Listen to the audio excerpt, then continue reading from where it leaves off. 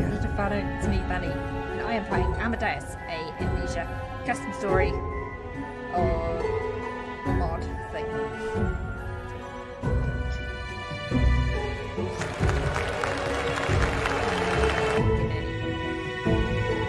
Oh, this looks really awesome. Can't wait to play it.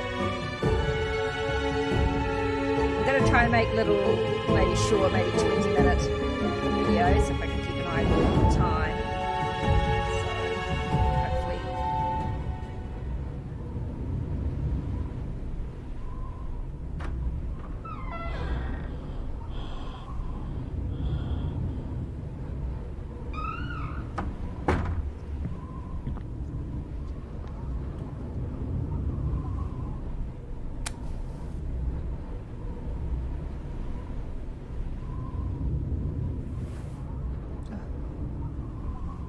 Cool. God, it's been so long since I've played Amnesia, I can't really remember what to do. Oh, right. Wow, look at this. This is so cool.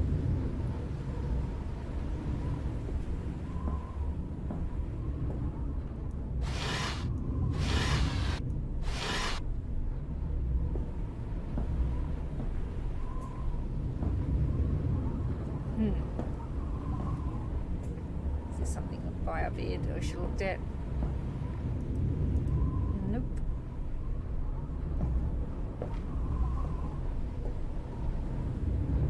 Oh, let's go, I suppose. I couldn't find anything in there.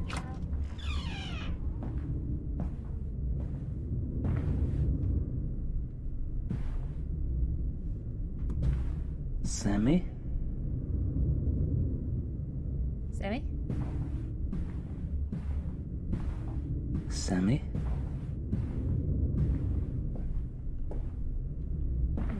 My son? Sammy, you in the wardrobe? You're outside. Oh, you are outside! Where are you going?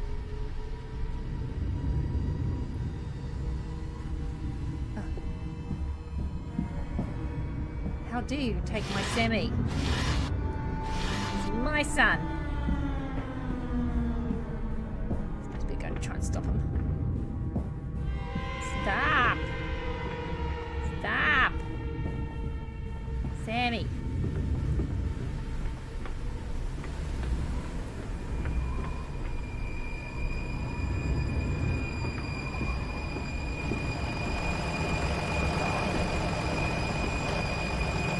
Oh,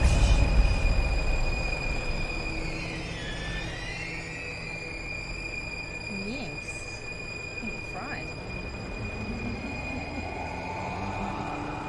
Ah, give me my Sammy. Give in.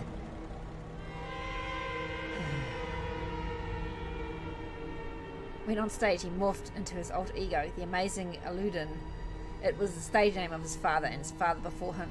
The possibility that the line of succession might end with Cornelius himself was very concerning.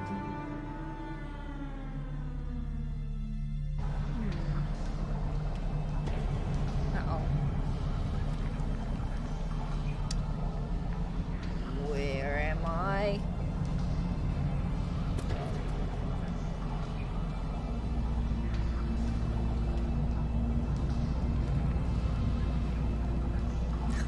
Oi!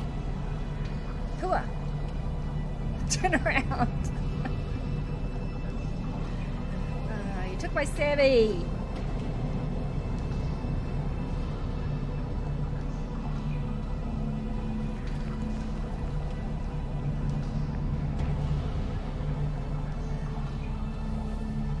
Did you keep him in this cage too? 152?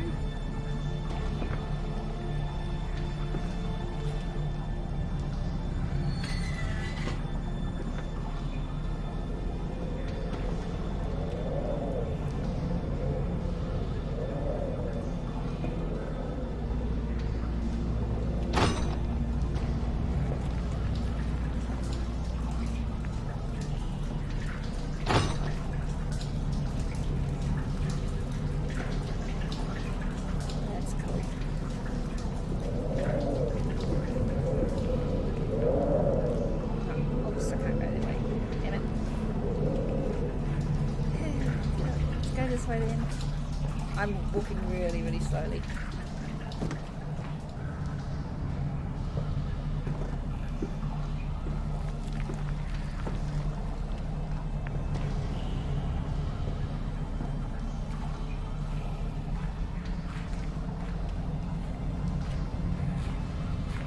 Dark. Hey! Hey!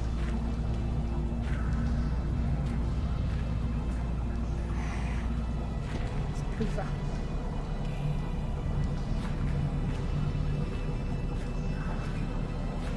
We didn't miss the lantern back there. Oh well.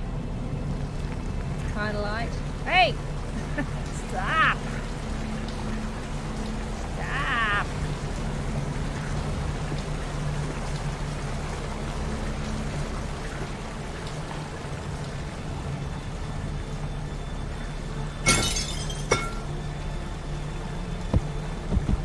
Nothing. This is awesome, though. That.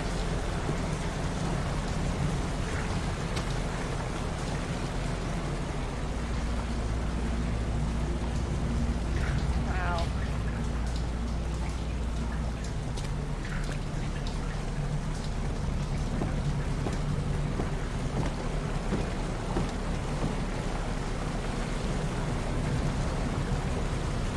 Hey, hey!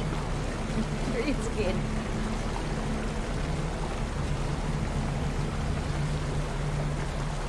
Trying to catch up with him. But maybe because I've been hit on the head, I don't seem to be running very fast.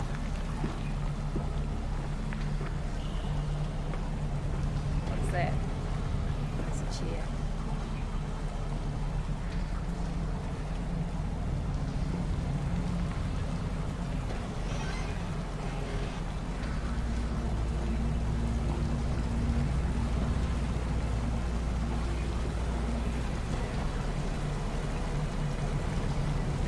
Yes, it's going to be locked.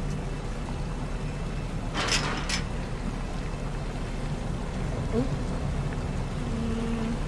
Okay. This is not a final effort to redeem my soul in any way. There is no forgiveness for my actions. I've begun to realize that. I've been beyond salvation for a while now.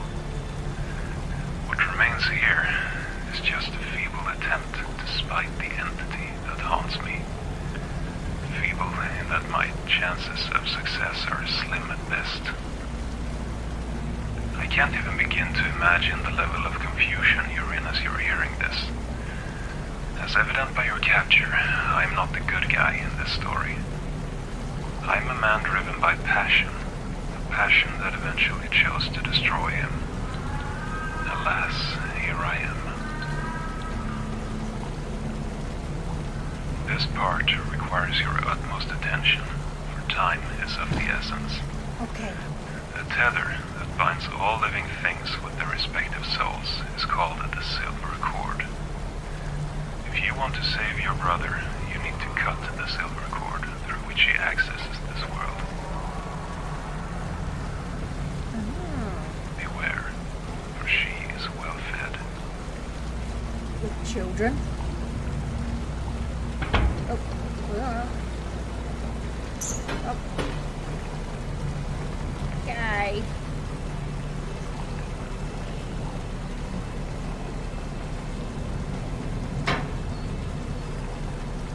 Sorry.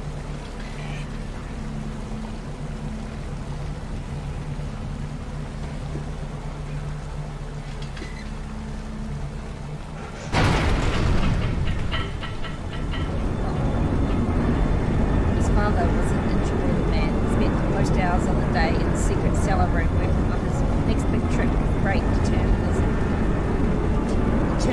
and passion. Determinism. I guess that's a word. I never heard that word before. Determination. Ding! We're here. Hello.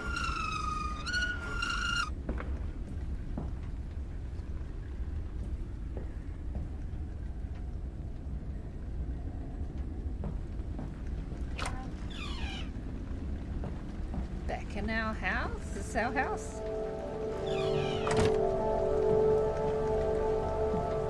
Chapter 1. The Man Behind the Drapes. No, but not. Study. It's locked. Without a key.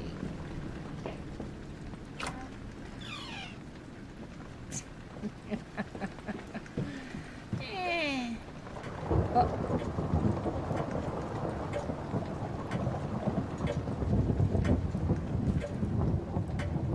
Inside.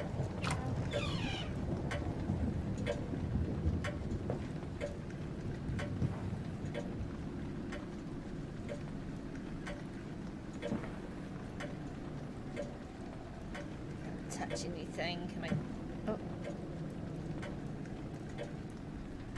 Oh, cool. Can't see anything in there. Nothing in there.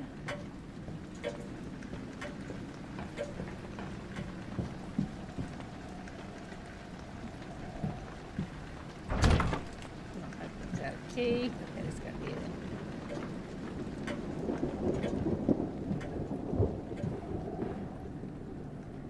That's cool.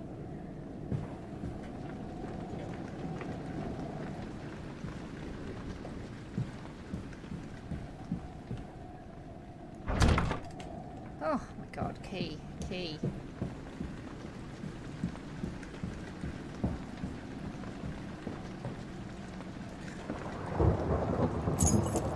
Study key. Yet another evening of utter embarrassment. Yet another evening of half-empty seats. My act does not compel to the masses like it once did. The audience claps out of sheer courtesy. Those claps are but a painful reminder for a showman whose ears still remember the deafening sheer of a crowd in awe. The shearing meant more coppers, but what really kept me going was the look on their faces. In this age of reason, the world is sensible, materialistic, and solid to its very core. But if you manage to fool them, even for a second, then you can make them doubt. I haven't seen that look in quite some time now. Seeing a dove vanish into thin air or a woman being sawn in half does nothing for them. They've seen it all so many times before, and they are keen on reminding me of this. Soon enough, vegetables will replace words as the main outlet for their disappointment, I'm sure. To have the crowd cheer again, I need to make them believe my performance on stage to be real. I am prepared to do whatever it takes to make that happen. I refuse to fade into obscurity.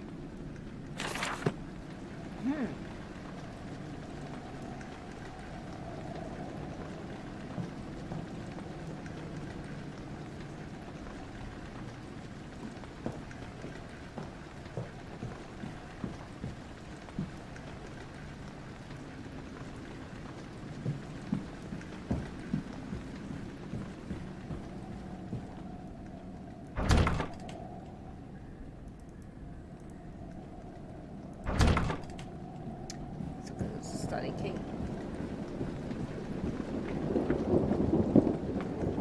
Ding bat.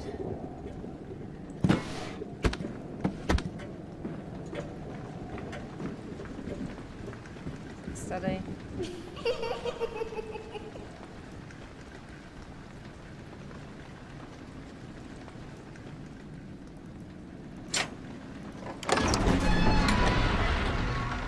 The introverted nature of his father really took a toll on his mother and made her seek appreciation elsewhere. Cornelius never really got to know him. He failed him as a father, no doubt, but he would always admire his passion. She admired his father's passion.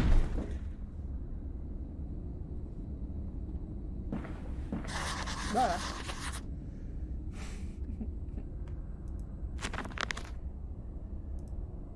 I need to search your study for clues of what is going on.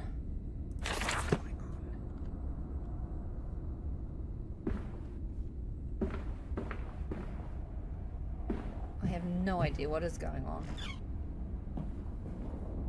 And I can't see much because I haven't got a lantern. Probably missed it. probably missed it. Damn it.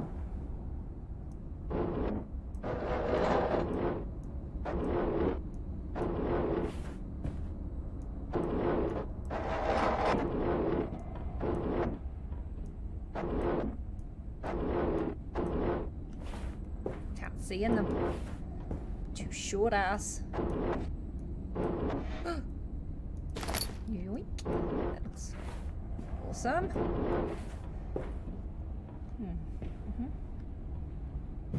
Alright.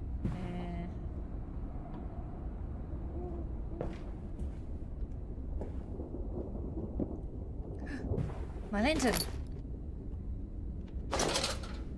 Sweet.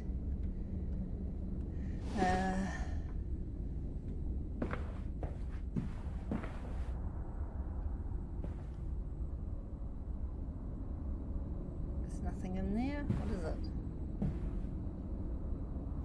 I don't think there's anything in there. What's in here? Oh! Okay, this is having a look at her face. That's creepy. Okay, let's get out of here.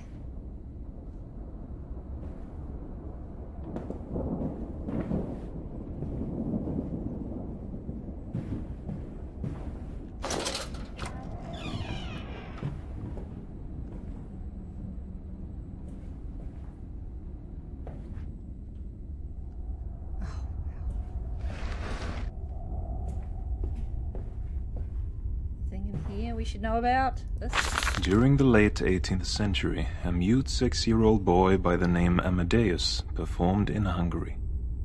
Amadeus's act consisted of him tapping out letters on a board, spelling out the names of dead family members of the audience, and sometimes full sentences that made sense in the context. But what the crowd found most fascinating was that Amadeus wasn't a normal boy of flesh and blood. He was an automaton, a machine, if you will. Amadeus would be best described as a mechanical medium. The amount of credit given to the automaton by the public amuses me. Clearly, credit is due to the creator of this mechanical boy, the Dutch watchmaker Luc van Doren. What he managed to achieve would make any modern clockwork look primitive in comparison. It is said that Van Doren modeled the facial features of his creation from a death mask of his own son, who he lost to influenza at the age of 6. Every night for 8 years he worked to perfect his work in dim candlelight, to the extent that he went blind. Van Doren became more and more detached from society, and passed away penniless and alone.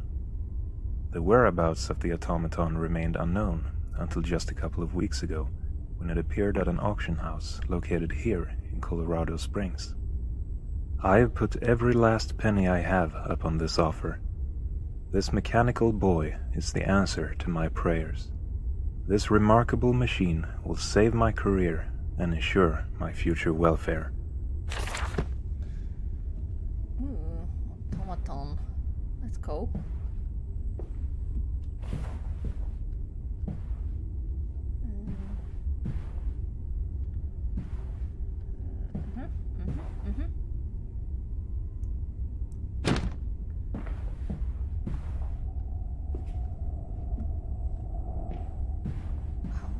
Place is so big.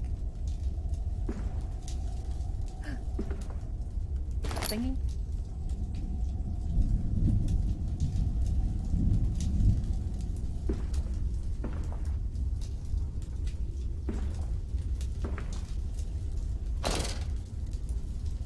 I don't want to waste my oil. I'm screwed. You guys will have to sit in the dark.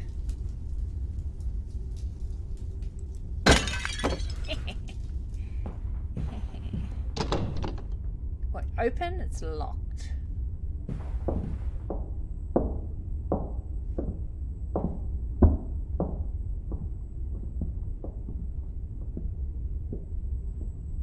Freaky.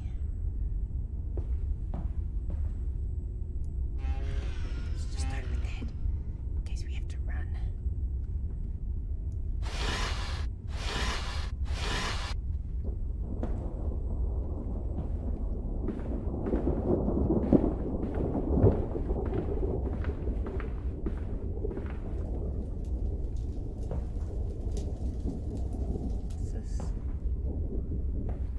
this was where she was walking, above me. A thingy. Let's go and have a look at them.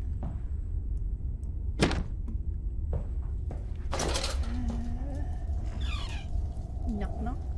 Anybody here? I heard you walking.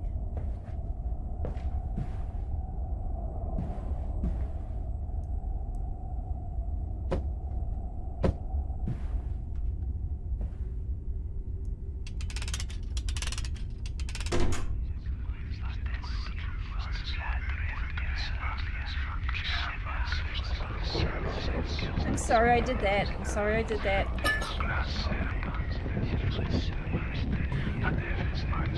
I'm sorry I did it.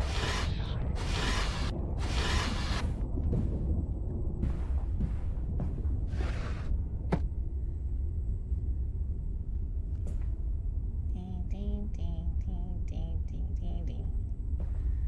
I don't know how to play the piano. Like you couldn't guess.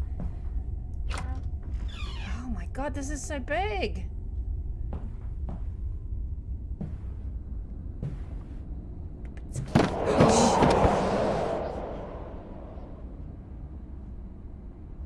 Okay, scary.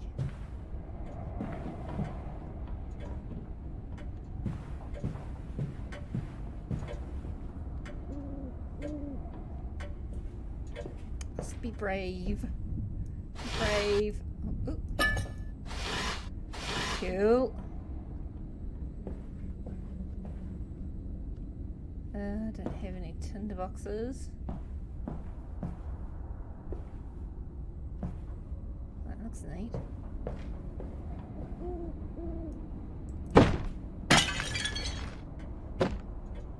Another note. A package from the Colorado Springs auction house arrived this morning, and I am relieved to say the automaton is now in my possession. I was of course very eager to test its capabilities to distinguish fact from folklore. The results were very pleasing, yet, in many ways, unnerving. The machine operates as expected. You ask it a question, and it taps out letters on a board and forms an answer. I started off by asking it my mother's maiden name. To my amazement, it got it right, except for the spelling. I never expected the quality of the answers to be of such disturbing precision and accuracy. The thought of this only being the symbiotic rotation of cogs and sprockets really baffles the mind. Although I must confess, a machine of this kind could make even the most rational of minds question itself. As a magician and illusionist, I've seen and mastered the most cunning of tricks, but nothing comes even close to this level of deception. Luke Van Doren truly was a genius. Although the whole session was pandered with awe and wonder, there was one instance that confused me greatly. Shortly after I had finished asking my questions, the automaton started to move its hand. It spelled out the word hungry. Does this highlight a flaw in Van Doren's engineering? For practical reasons, this is what I will assume. Any other tempting explanation would be nonsensical. This afternoon, I performed a hastily put-together act for my manager, Mr. Cameron. Needless to say, he was astounded. He immediately contacted the owner of the Longmont, the finest theater in Colorado, and booked 12 shows, first one being just within a week. Things are finally taking a turn for the better. Oh. Got another stencil. Let's go and have a look at them.